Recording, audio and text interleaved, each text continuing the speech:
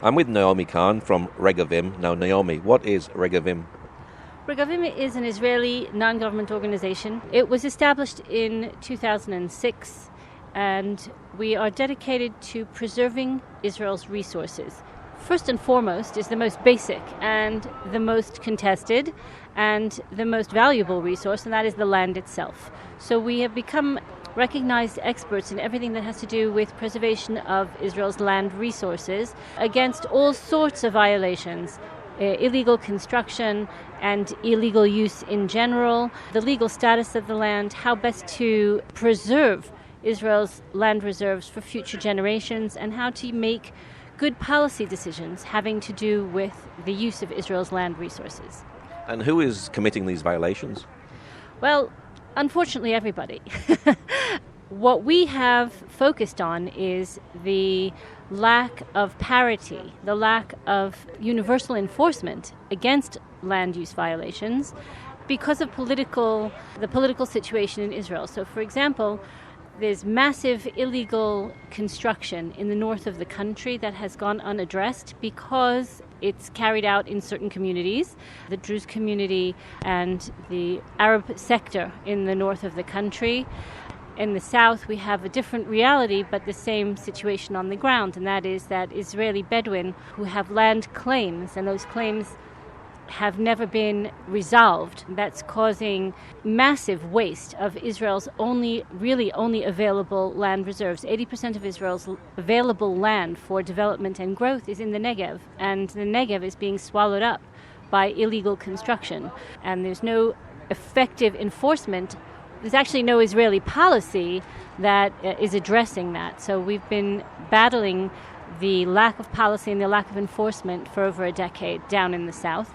In other areas of the country, you have different expressions of essentially the Israeli government failing to exercise its sovereignty and the loss of sovereignty expressed through the loss of land. Does this bring further difficulties? I imagine if someone's built illegally and Israel wants to knock a building down, then it makes Israel look like the bad guy. Well, unfortunately, Israel's opponents are using that as a tool. They're doing it purposely. So, for example, we've been tracking a phenomenon for the past few years where the Palestinian Authority uses European funding and takes advantage of European political protection and diplomatic protection by building schools in areas where there are no communities, using these schools as a public relations ploy, because if Israel knocks down an illegally built school, it looks terrible. You're denying underprivileged children an education. But essentially, they're using these schools to take control of territory and to build illegal communities around them. So, yes, it's a very, very bad public relations black eye when Israel... So they're actually building on territory that doesn't belong to them in the first place? Absolutely. They're building... We know of over 50 schools with demolition orders built illegally. The Palestinian Authority calls them confrontation schools. And they build them in areas that are highly strategically important, and they use them to take control of the territory, knowing that it will look really, really bad for Israel if they knock down a school that was funded by the European Union or a European government or European humanitarian NGOs. But the truth of the matter is that these schools were built only for political purposes, to take control of territory in areas under Israeli jurisdiction. Doesn't the European Union see that they're being used in this way?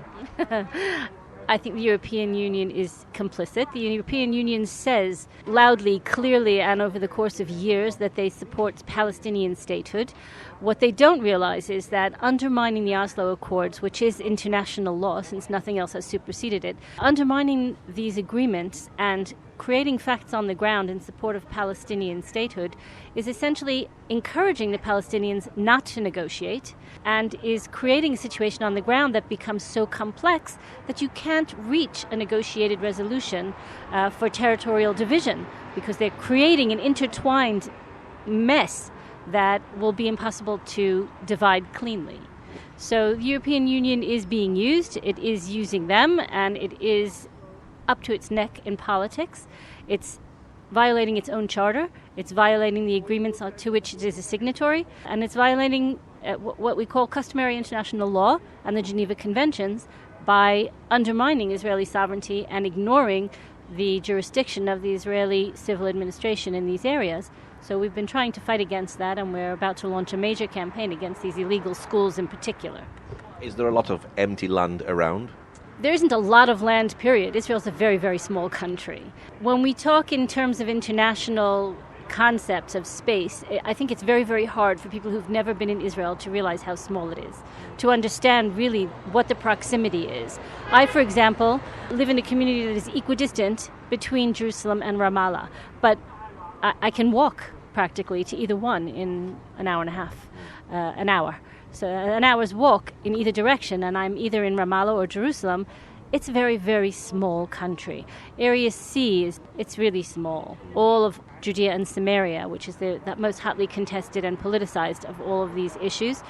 And 40% of that is under Palestinian Authority jurisdiction, and 60% of that 40% is completely empty and available for construction. But the Palestinian Authority is using European money not to develop those areas, but to take over areas that were placed under Israeli jurisdiction.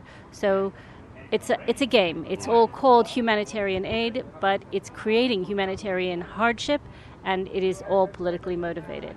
So I guess if someone loses their house, they feel really angry against Israel, and it creates more bitterness, and the European Union is encouraging this hatred. Yes, the European Union is fueling the flames of conflict here and is creating situations where people are suffering. They're using the most vulnerable populations as pawns. They are using the most easily manipulated people to take over territory. It's a tragedy. It's a tragedy for both sides. It's more of a tragedy for the people who are stuck in between the rock and the hard place. So what do you do as an organization to counteract things like this? Well, the first thing we do is that we actually investigate what's out there on the ground, what's happening, who's doing what, who's building what, by what authority, where the money's coming from. More or less seeing how the map is changing. The map that's supposed to be static and under negotiation. There unfortunately haven't been negotiations in many years. But what's actually happening out on the ground? Nobody else is really paying attention to that. So we, for example, mapped out how many illegal structures were built in Judea and Samaria, how many illegal structures were built in the Negev, where these people are supposed to be living and why they're not there, where the land ownership claims in the Negev are, and how do you resolve them? How do you build new modern communities to give these people all the access to modern conveniences that every citizen in the 21st century should have? Running water, electricity, education, healthcare. All of these things are being denied these people because the government is afraid to establish a policy and enforce the law. So that's in the Negev.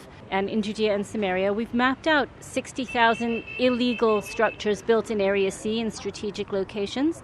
We've mapped out how that would affect, for example, the Trump peace plan. When you base a peace vision on dividing the territory, but that division the map that you create doesn't reflect the actual facts on the ground. Where are buildings? Who's built where? What are these corridors for transportation actually empty? All of these things are not theoretical. There are real live people who are living there, who they've been sent to live there on purpose in order to undermine the possibility of a negotiated solution. So we map this all out, we investigate what's being done out on the ground, and we present our findings both to policymakers, to legislators, and to municipal authorities or local authorities that are responsible for enforcing the law, and try to get them to actually enforce the existing law in places where the law is inadequate or is not giving an adequate response to what's actually being done. We recommend policy changes. We try to lobby for changes in legislation based on what we actually find is happening out in the field. Now, there's only one Jewish state, so this is very important work, isn't it?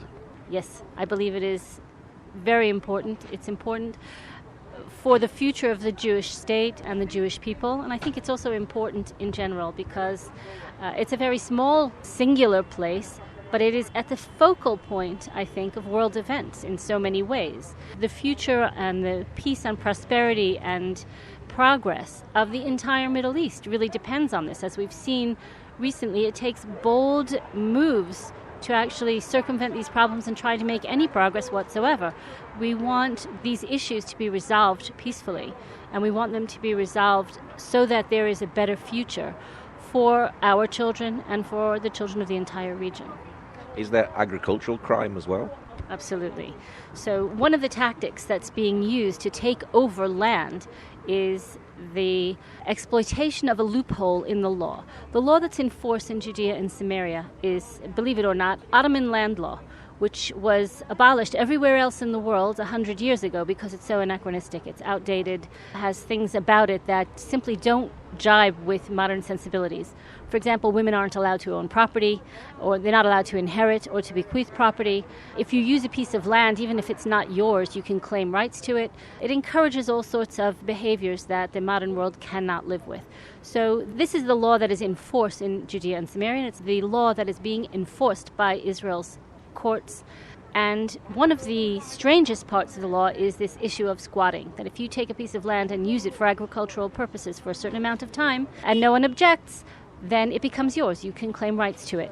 So there's a massive program of agricultural land seizure initiated by the Palestinian Authority and funded by a host of European governments and NGOs that is taking over hundreds of thousands of acres of land in Judea and Samaria simply by planting on it. And the Israeli authorities have not addressed this problem. They've turned a blind eye to it simply because you get very, very bad press when you uproot trees or you make an issue out of something that seems so benign as local farmers, subsistence farmers, things like that. But it's anything but innocent. The Europeans are paying Palestinians to move out to these areas and to plant in them and stay in them in order to gain control of them. So the map of Area C is actually changing constantly without negotiation, simply by land grabs through either illegal construction or agricultural use. So when you read in the newspaper or see on Facebook that Israel has destroyed a lot of trees, there's actually more to that story than meets the eye. Yes, there's a lot more to the story than meets the eye. You'll find agricultural work, all kinds of strange things in strange areas, desert areas that were considered even 150 years ago by the Ottoman Empire were considered mawat, meaning dead. Impossible to grow anything there, desert areas. And you find now all of a sudden massive European-funded water systems that are bringing water out to these desert areas and strange things that are being planted there simply because they grow quickly. They're destroying the ecosystem. They are draining resources, but they're politically motivated. They're there simply because the Palestinian Authority has targeted these areas for takeover. So there's a lot more to those stories than meets the eye, unfortunately. Do you lobby Parliament? We work very, very closely we lobby Parliament actively and constantly. As a matter of fact, in a half an hour's time, I'm supposed to be taking part in a Knesset debate on crime in the Arab sector in the Negev. We lobby Parliament on all sorts of issues, on land use issues, on sovereignty issues, on law enforcement issues, on quality of life issues, on sovereignty, all the things that we deal with. Also, we're very, very active in environmental issues. Because we spend so much time out in the field investigating, we come across a lot of abuse of Israel's natural resources, and we're very, very involved in that area. We also have now spun off a project, which we were very involved in for many years, trying to preserve archaeological sites of World Heritage importance, the sites of importance for the history of Christianity, Judaism, all through Judea and Samaria. There are thousands of sites that are under attack and are being erased by the Palestinian Authority purposely. They're rewriting history on the ground, and we've tried to take an active role in lobbying Parliament to protect these sites. We created a national plan to protect these sites, and the arm of Regavim that was dealing with archaeological preservation has now spun off into an independent NGO, and will be pursuing those issues very, very actively with legislators, formulating policy and enforcement guidelines. And just recently, Regavim was part of a field tour of Gush Etzion. Tell us a little bit about that. So in the Knesset, there's a Land of Israel caucus, members of Knesset who came together around this particular issue. They went out to investigate the situation on the ground to see, now that the sovereignty issue has essentially been taken off the table for the time being, we hope not permanently, but they wanted to investigate what the situation is on the ground and what could be done to help improve the quality of life of people in the Jewish communities out in Judea and Samaria that are either not recognized or have not finished the process of recognition and registration. So they called upon us as experts in land use issues and as the organization that essentially forced the issue of the takeover of Area C on the part of the Palestinian Authority onto the national agenda. They asked us to come and present some of our findings out in the field and to show areas that have been targeted by the Palestinian Authority for takeover and how that looks on the ground, how that is the mechanics of how the Palestinian Authority takes over territory that is under Israeli jurisdiction. We did that. It was very, very interesting. It was gratifying to see that there was a very good turnout of members of Knesset from a number of parties. There were ultra-Orthodox members of Knesset from Shas, from the United Torah Judaism. There were members of the Likud, members of the Yamina Party, blue and white, all came out to see for themselves out on the ground exactly this example in Gush Etzion of how the battleground for control of the open spaces in Judea and Samaria looks. Is Israel's claim to land a biblical claim? It starts with a biblical claim. In my opinion, everything starts with a biblical claim. All of us are here because of biblical claims. So it starts there, but it has, over the years, gained many other claims that support that biblical claim, that are based on it in one way or another. International law recognizes Israel's, no matter what you read in the press about Israel being in violation of the law, doing things illegally, this is not actually the case. It's a mantra that's been repeated enough times, and unfortunately people don't look into it carefully enough. We have, in Regavim, one section of what we do is we have our own research, essentially a think tank, to examine the legal situation in terms of international law and the development of international law over the past 100 years, even more, 150 years, the development of international law as regards Israel's rights in the land of Israel. And we've written extensively on it. We presented some of the articles in a recent volume, which we translated into English. We presented to the American political section of the American Embassy, the State Department, members of the European Parliament, for their consideration to actually read what international law says about Israel's rights to the land of Israel. It was quite eye-opening for many of them. After we published this information, the United States government actually changed its policy, canceled the Hansel Memorandum that brought Israel's legal rights into question in Judea and Samaria, and announced the Pompeo Doctrine, it's now called, recognizing Israel's legal rights in Judea and Samaria. So I think that part of that aspect of our work is very, very important. We are presently going just before launch. Hopefully, as soon as the corona crisis is over, we will have a massive launch of another volume that examines the underpinnings, the legal underpinnings of the BDS movement, essentially, more or less. Everything having to do with trade and Israel's rights in the land of Israel. So that is another aspect of what we do. We look at the legal and theoretical underpinnings of what we see out in the field, and we call the paradigms into question, and sometimes we recommend paradigm shifts. But in this case, international law, customary law, the Geneva Conventions, the Oslo Accords, all of these things support a very, very different reality than what we're seeing out on the ground, and the claims that Israel is in violation of international law simply don't hold water when you examine them. What's your prayer for the future? My prayer is like everyone else's prayer. We want a peaceful resolution that will enable us to build a better, stronger, healthier, more harmonious future for our children and grandchildren. My ancestors would have given anything, my grandparents would have given anything to have the merit of what I have myself, and that I can live in the Holy Land and build my future here and raise my children here, protect this land and build something better for the future, something that allows me to express my values as a God-fearing Jew, or as a Jew in any way. But that always means that there's room for others who want to live peacefully and in holiness and in harmony. That's what we're struggling to achieve here.